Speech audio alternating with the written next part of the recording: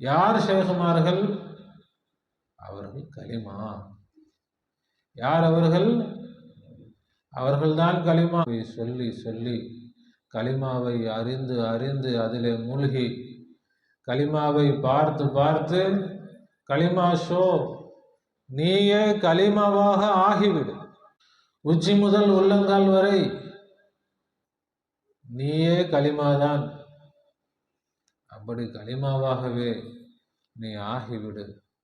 அப்படி கலிமாவாகவே ஆகி வாழ்ந்து கொண்டிருப்பவர்கள் தான் அவுலியாக்கள், ஷேகுமார். சொல்வார்கள், அல்லாவை விளங்குவது கஷ்டம், அதைவிட கஷ்டம்தான் ரசூலை விளங்குவது, அதைவிட கஷ்டம் ஷேகுமார்கள் யார் என்று. அல்லாஹ் யாருன்னு தெரியாது. அல்லாஹ் யாருன்னு தெரியலன்னா ரசூல் யாருன்னு தெரியாது. ரசூல் யாருன்னு தெரியலன்னா ஷேக் யாருன்னு தெரியாது. ஒரு ஷேக் யாருன்னே தெரியாதவங்க எப்படி ஷேகாக முடியும்? அல்லாவையும் ரசூலையும் வெளிப்படுத்தி காட்டுபவர்கள் தான் ஷேக். யார் ஷேக்? அவர்கள் அல்லாவை காட்டுவார்கள். யார் ஷேக்? அவர்கள் ரசூலை காட்டுவார்கள். எல்லா படைப்பும் அல்லாவை காட்டுது, எல்லா படைப்பும் ரசூலை காட்டுது. இப்போ ஷேக்கில் என்ன வித்தியாசம்?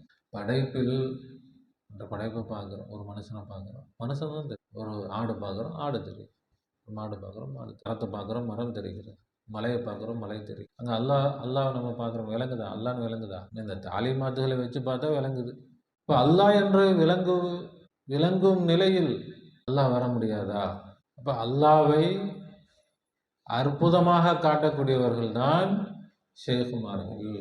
சாதாரண மனித நிலையிலிருந்து காட்டுபவர்கள் அல்ல, அல்லாஹ்வுடைய அற்புதங்களை காட்டுபவர்கள், அல்லாஹ்வுடைய குதிரத்தை காட்டுபவர்கள், அல்லாஹ்வையே காட்டுபவர்கள்.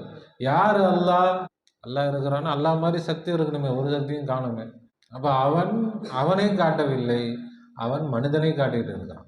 தன்னை மறைத்து அல்லாஹ்வை காட்டுபவர்கள், அல்லாஹ்வுடைய குதிரத்தையே காட்டுபவர்கள், அல்லாஹ் என்ன செய்வானோ அதையெல்லாம் செய்யக்கூடியவர்கள் தான் ஷேக்.